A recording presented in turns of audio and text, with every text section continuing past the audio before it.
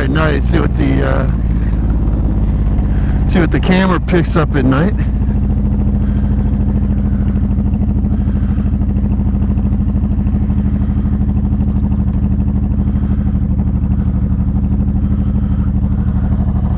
Lots, man. You got shit like that here in Cleveland. They'll get it fixed up by, you know, September, and then there'll be time for the freeze thaws to start coming back, and next thing you know, they'll be getting all those chuck holes right back. That's how that works. That's how that works. Yeah, we're gonna see what we get at night. I haven't ever used a GoPro at night. As a matter of fact, first time I ever used GoPro was in my last video, so I don't really know what I'm talking about, but I'm just curious to see how this looks at night, and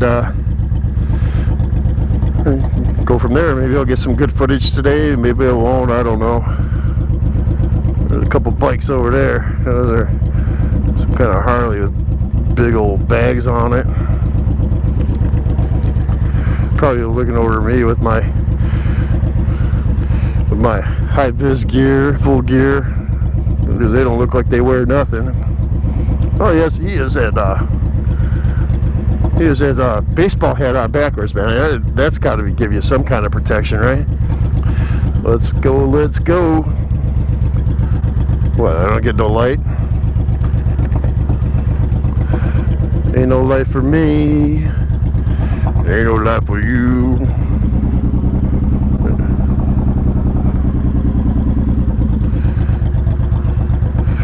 They must not have known I was here. I don't know, I'd be interested to see how well the magnet thing works for sensors. I don't know, a lot of guys do that, and I don't know, I heard it works, but never know. So I got out today.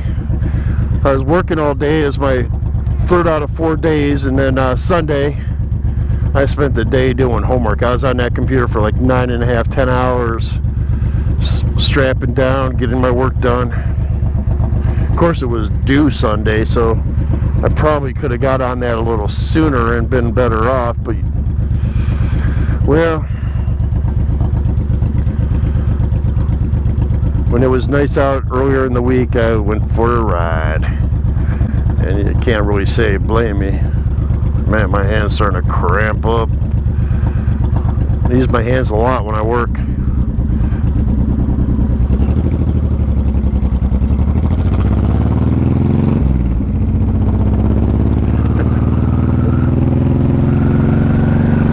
I keep it spitched open. I need air, man. It's warm out. It's like 70 degrees.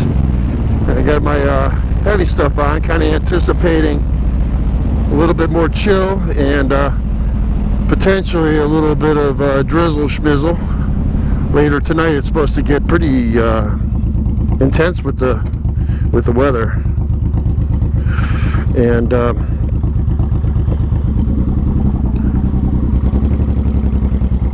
you go. Some wind and thunderstorms and stuff like that.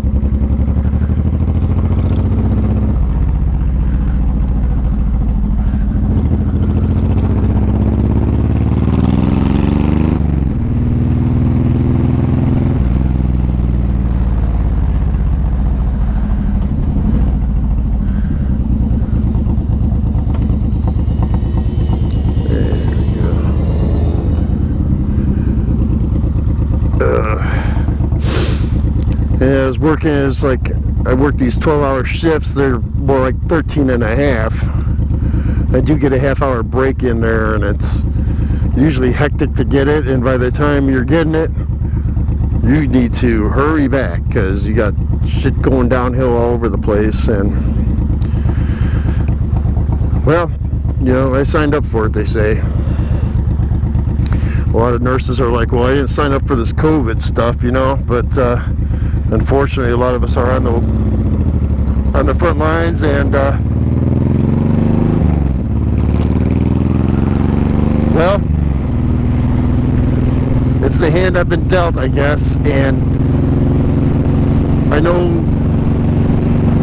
I've been kind of spared and put in a place in the hospital that is maybe a little lower risk for me because I have some chronic respiratory issues I've had for years and years, and so I'm blessed with that, but there's always risks, and occasionally we get a family member that comes through because they advocate for themselves to visit their family members, but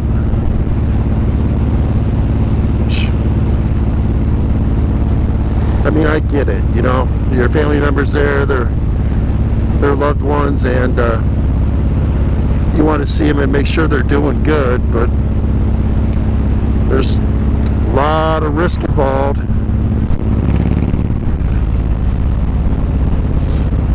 I don't know, I was thinking about going to the park. It's usually pretty damn dark down there, but maybe we'll give it a try. There's not a lot of traffic or anything, so this is pretty damn nice.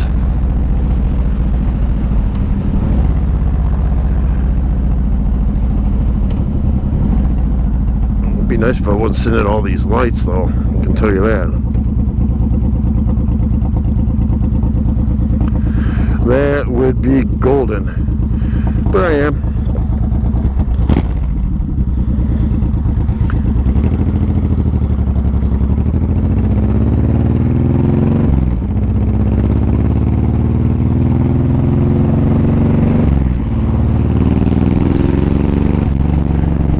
Get a little airflow going.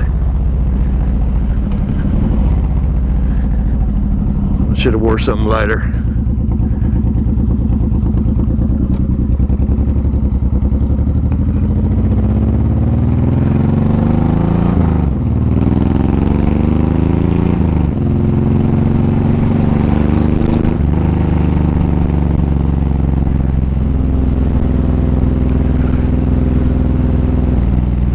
This is normally where I'd go down in the park, but I think I'm going to skip on that and stay up on the streets here.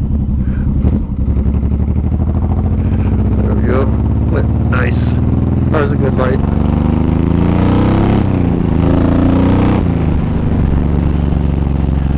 And it gets up to 60 pretty quick, huh? I mean 35, yeah. It gets up to 35 pretty quick. Yeah, we'll take this street. Oh, Mastic Road.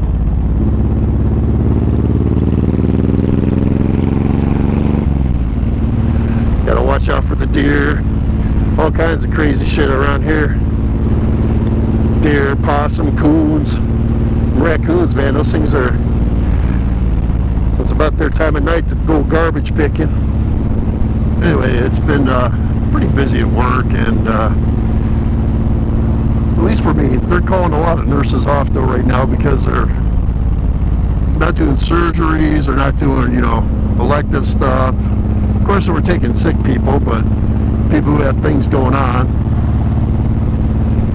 But I think a lot more people are hesitant to go to the hospital if you're getting the COVID, you know.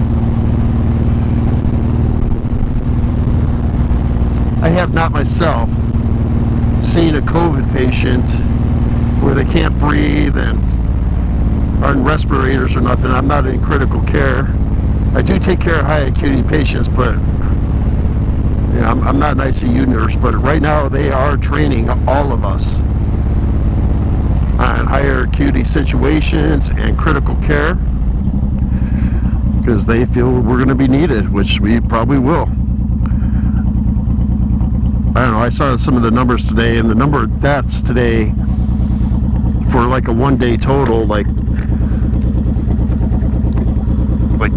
tripled or something like that, especially in New York. But at the same time, the new cases in New York have seen kind of like a leveling off. So, I don't know, hopefully all this separation and social distancing and all these steps that we're taking are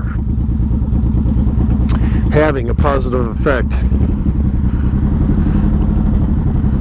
and there'll be less of us getting the COVID. I don't know, it's pretty scary. what's scary is that some people can have it, be asymptomatic, not really have any symptoms, and go through the whole thing and recover from the thing, and almost not even know they have it, if I'm not mistaken. Then others have like mild symptoms, and then there's some that just can't breathe, can't oxygenate, their lung function diminishes. Wish this light would work, man. I'm ready to just crash this bastard. Yeah, maybe I'll just turn right and say, fuck it. That's what I'm gonna do. Turn right and say, fuck it.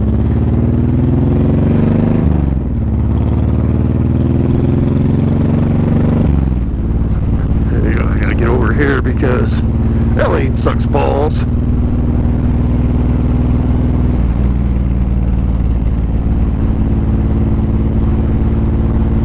Look at that crazy ass boom. That explains a lot, man.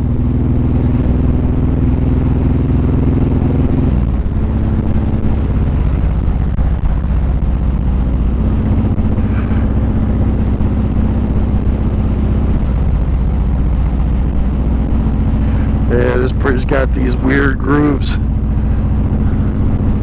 You feel it a little bit, it's nothing crazy. Yeah, just let your top end stay loose and go with the flow. Praise God. Isn't that the truth? That's a good license plate. It's got the praise God with the PH. Yeah, I haven't ridden at night for a few years, so this is a little challenging.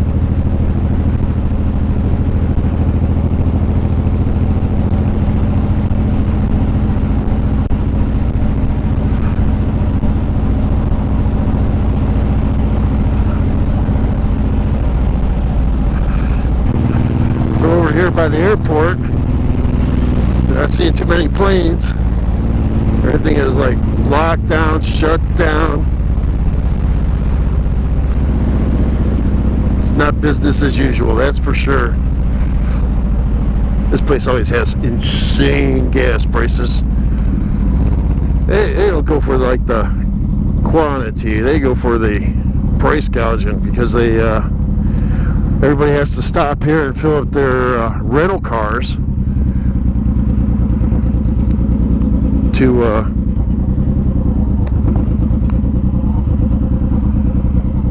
I'm not friction zoning that very well, am I? I don't know, I think I'm just kind of tired and stressed a little bit from life.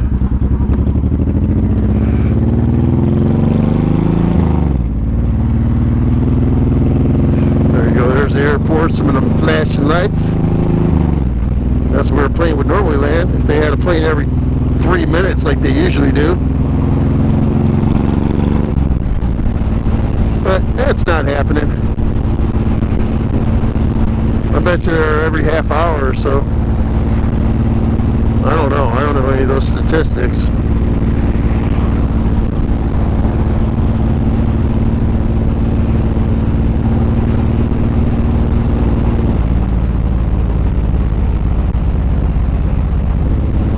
Out too long. It's supposed to rain like 10, but I wanted to get out for a ride. I need to blow off some steam and kind of chill out and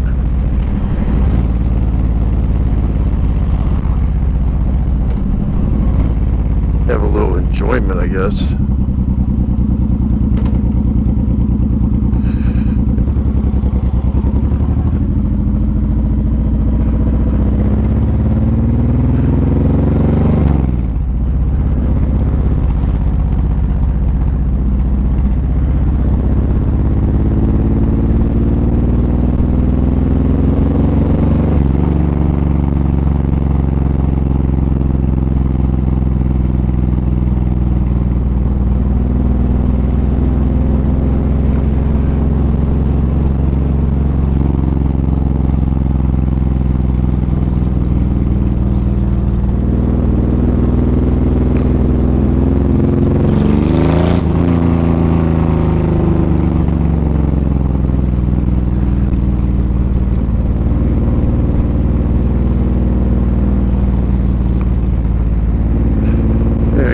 like I'm riding like shit today too. I don't know.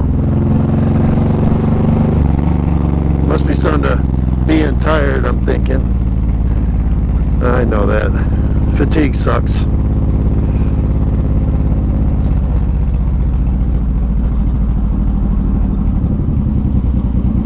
Alright, down in the metro parks. Nighttime riding.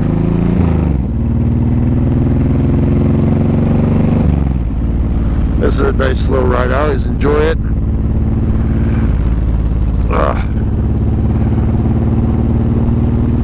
Gotta watch where you're going. I was looking at something and I was going right towards what I was looking at. What do they call it? Yeah, target fixation.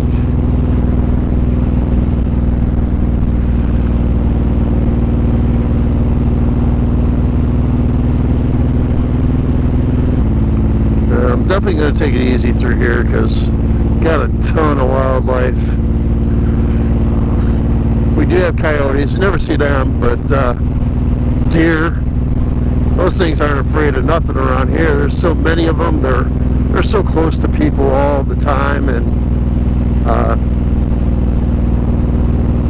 well, it's just part of the deal. You know, you got to watch for them. A lot of guys hit deer, and I've seen some videos, and I was so happy that the guy that did hit a deer, like, blurred out the deer that he hit. And, you know, it's not the wildlife's fault at all. You know, the wildlife is just trying to be wild, and people are overrunning the earth and chewing up all their land, building Bed Bath Beyond, big box stores and Costco's and that kind of shit. And hey, when the deer got nowhere to go, they got smaller areas. Down here in the park every year they have it's like early spring, probably before spring, but they bait them to like a field, and they have sharpshooters come out and take them out. That was a ranger. Well, park police. They're not called rangers any longer. But they closed down the park and for hours. Get them. And I guess there's been lots of times where they try to take take all the harvest, I guess you want to call it, and feed homeless with it, but a lot of it ends up just going to waste, and that's too bad.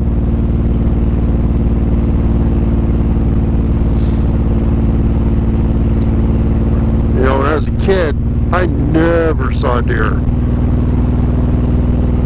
The area I grew up in was North Royalton over here, and when I grew up there wasn't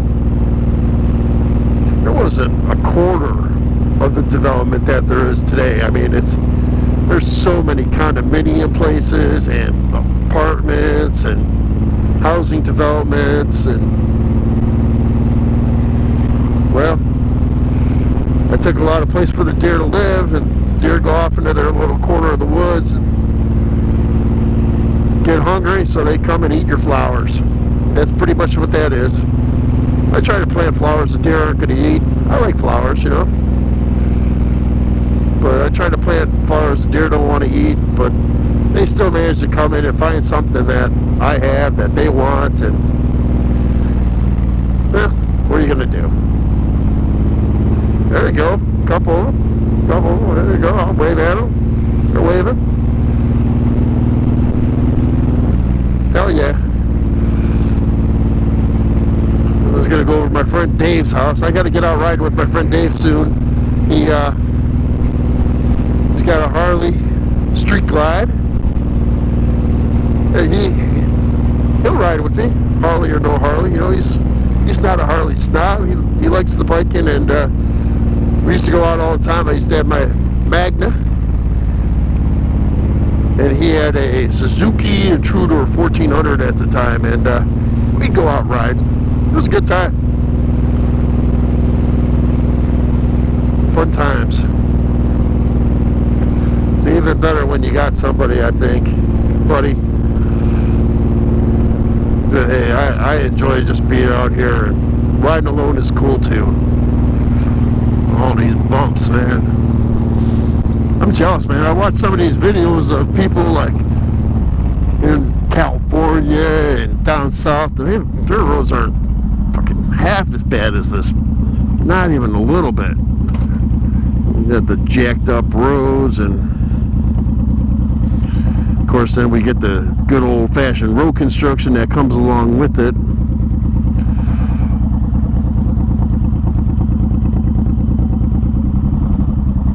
I don't know if I'm going to be able to set this thing off or not. There we go. Blah, blah, blah, blah. Worked. It worked that time. It wasn't working at that other light.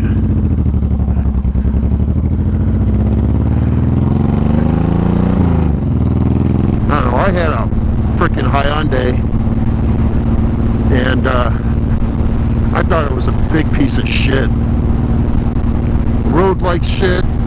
Handled like shit. I took it in because the clutch was slipping and felt funky all the time. Oh, there's nothing wrong with it. Third visit, they're like, oh, maybe we'll put a slave cylinder in it. Kind of fixed it. Couldn't do a burnout in it. What good is that? You gotta be able to do if you got a stick shift car, you gotta be able to do a burnout. I'm not saying burnout all the time, you know, I'm not Cletus McFarland or nothing, but out of his blind area. But you know, do a burnout every now and then. Feels good to do a burnout.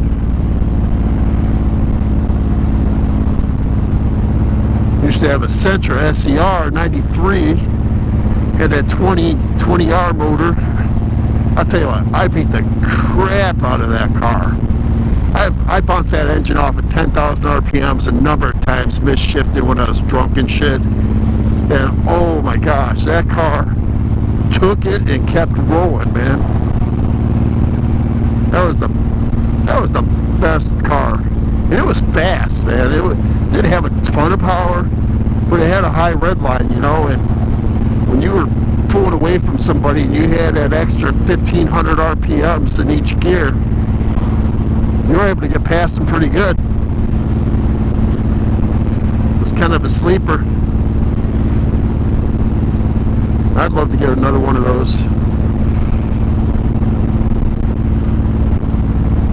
Didn't have any of this electronic gizmos that keep the wheels from spinning. And, I mean, don't get me wrong, that's good to keep people safe, because there are a lot of people who, well, they can't drive for shit. And you got to have that stuff to keep them safe. But you know, when I was a kid, 16 years old, my first car was a '68 Chevy pickup truck. It had 3 on the tree, and it drum brakes all the way around and manual brakes. You couldn't even put it into first gear while you were rolling unless you double clutched. You'd have to like pop it in neutral, let that clutch out, hit the gas a little bit, get those gears spinning in the tranny, and then you could drop it down into first. That thing would do good burnouts, let me tell you. Just a little 250 inline 6-cylinder, still going. Hopefully I got some little bit of footage I can use here. I'm going to try to edit it down, take some advice from Ian Landsman. He told me, you know, take some of those spots where you're not talking and just like delete them. I'm watching you, buddy. You better stop. You're gonna get on my ass, really? Really? You're gonna get on my ass? You're gonna get my ass? Motherfucker.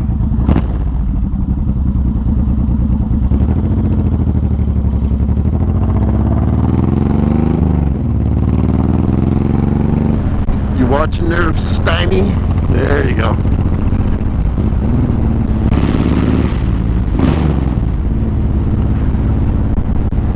I was thinking about looking into a cup holder like Shiny's got, but sometimes I'd like to get myself a Dunkin' Donuts coffee. I think that would make me happy sometimes.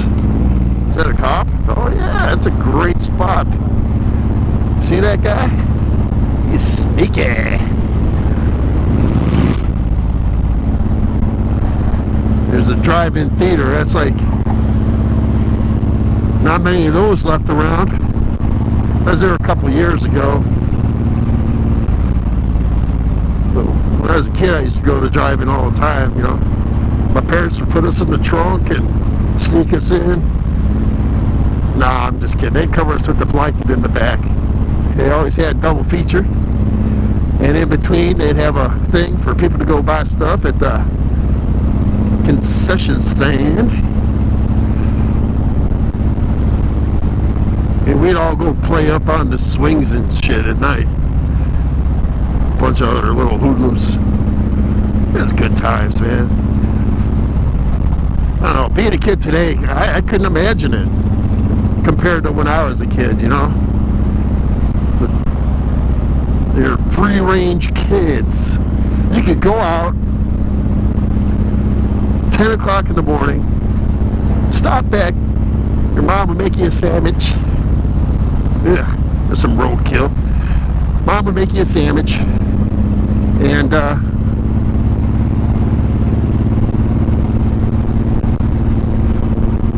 go back out, play all afternoon, make sure you made it back to dinner if mom was cooking. And then you have to be in when the street lights came on. We'd do that, and my mom would be like, you know, if you guys want to go out for a little while longer, you know, stay over here and you'll be alright. But she had no clue to where we were all day. We were in the woods starting fires, doing crazy stuff, and smoking cigarettes, and all that kind of stuff. There's a cop sitting there, look at that. Nice, that's a great spot. He's the same one I passed going the other way, but fortunately I'm not a speeder. I'm a take it easy kind of guy. Ticket suck. I haven't had a ticket for years. Last time I got a ticket for speeding, well, actually it's just in 2016. I got my new cars on the Pennsylvania freeway, and he got me at 82 and a 70, 82 and a 70, 12 miles an hour over. He's like, yeah, it wasn't too crazy. So he wrote me a ticket for failing to obey the signs. Didn't carry any points, and it was about $100 cheaper, and I was grateful. You know, I'll take that ticket. I mean, he got me. I knew he was going to pull me over. I went by him. I looked down. I'm like, 80. I'm like, damn. The car was brand new. It was flashy. It was brand new, clean and shiny. He's like, oh yeah, I got it. Ticket-wise, before that, the ticket I got before that was like 92 and a 55. And he didn't arrest me. He let me go. He cut me a break. He says, I'm going to write it for 89, so I don't have to arrest you. Oh, see, there's deer. There's deer. There's deer. There's deer. There's deer. There's deer. All right, you don't have to come to a complete stop, bro. Anyway, I get back to that, you know, so he pulled me over.